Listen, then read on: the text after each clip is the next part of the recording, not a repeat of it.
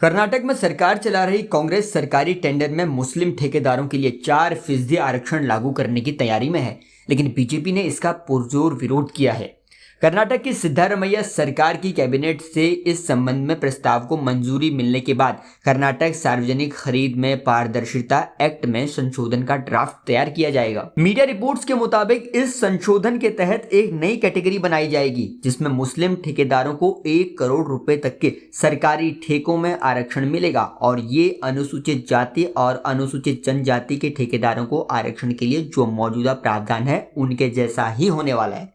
इसे लेकर कर्नाटक में राजनीतिक विवाद भी खड़ा हो चला है। बीजेपी ने इस प्रस्ताव के लिए कांग्रेस सरकार की कड़ी आलोचना की है। बीजेपी के प्रदेश अध्यक्ष BY विजेंद्र ने कांग्रेस पर अन्य अल्पसंख्यक समुदायों की अनदेखी करते हुए मुसलमानों को लेकर तुष्टीकरण की राजनीति करने का आरोप भी लगा दिया है। BY विजेंद्र का कहना है कि कांग्रेस सरकार सिर्फ मुसलमानों को ही अल्पसंख्यक मानती है और अन्य अल्पसंख्यक समुदायों को पूरी तरह नजरअंदाज करती आई है, जबकि ऐसे समुदायों का प्रतिनिधित्व बेहद कम है। कई दशक पहले मुसलमान अल्पसंख्यक थे, लेकिन आज वो संगठित हो गए हैं और आगे की लाइन में भी खड़े दिखते हैं। बीजेपी अध्यक्ष विजेंद्र का कहना है कि मुसलमान कांग्रेस के लिए एक बड़ा वोट बैंक है और इस वजह से उन्हें कर्नाटक में नौकरियों और शिक्षा में आरक्षण दिया जा रहा है।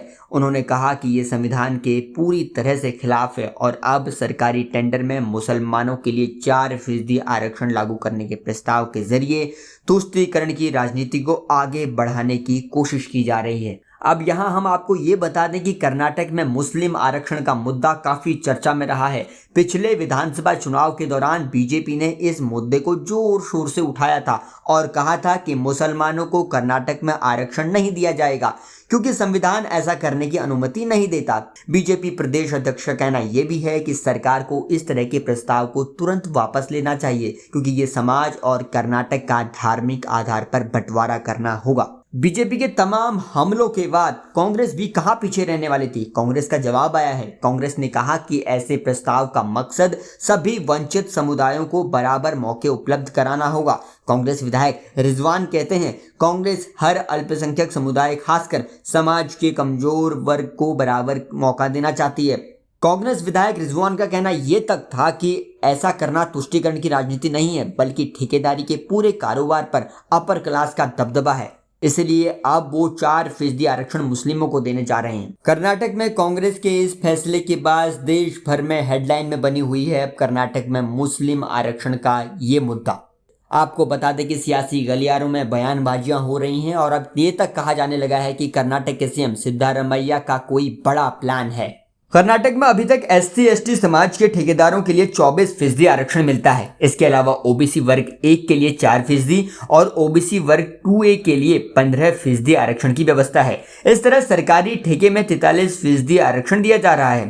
सिद्धारमैया सरकार अगर 4% मुस्लिम समाज को आरक्षण देने का अमली जामा पहनाती है तो सरकारी ठेकों में कुल आरक्षण 47% हो जाएगा। कर्नाटक में मुस्लिम समुदाय को आरक्षण देने का इतिहास काफी पुराना है। HD देवगौड़ा के मुख्यमंत्री बनने के बाद साल 1994 में मंडल कमीशन की सिफारिशों के तहत मुसलमानों की कुछ जातियों को अन्य पिछड़ी जाति जैसे OBC की श्रेणी में रखा गया, साथ ही कुछ को उप श्रेणी बनाकर भी रखा गया। मुसलमानों को सामाजिक और शैक्षणिक पिछड़ेपन के आधार पर 4% आरक्षण देने की बात कही गई। देवगौड़ा सरकार ने 1986 में चिन्नप्पा रेड्डी आयोग बनाया था। इस आयोग को काम दिया गया कि वो कर्नाटक में आरक्षण के लिए योग्य जातियों समाज की लिस्ट तैयार करें। आयोग की सलाह पर ही OBC के 32% कोटे में से मुसलमानों को 4% आरक्षण देने का फैसला किया गया। बीजेपी के सत्ता में रहते हुए तत्कालीन मुख्यमंत्री बसवराज बोम्मई ने इस 4% आरक्षण को रद्द किया था। मुसलमानों को मिलने वाले 4% आरक्षण को बीजेपी ने लिंगायत और वोकालिगा समाज के बीच बांट दिया। अब आपको सिद्धारमैया का बिग सियासी प्लान भी इसके जरिए बताते हैं। सिद्धारमैया मुस्लिम आरक्षण के जरिए कर्नाटक में एक बड़े वोट बैंक को साधने की स्ट्रेटेजी बना रहे हैं। वो अहिंदा, अल्पसंख्यक, पिछड़ा वर्ग और दलित का समीकरण बनाने का प्लान कर रहे हैं। कर्नाटक में कांग्रेस को मुख्य वोट दलित, पिछड़ा और अल्पसंख्यक से मिलते हैं, जिसे सिद्धारमैया ने सरकारी ठेके में आरक्षण का दांव देकर सियासी संदेश देने की रणनीति बनाई है। कर्नाटक में देवराज उर्स ने एक समय अहिंदा का फॉर्मूला दिया था। अहिंदा एक ऐसा सामाजिक समीकरण जो जो सत्ता की सीढ़ी बन गया।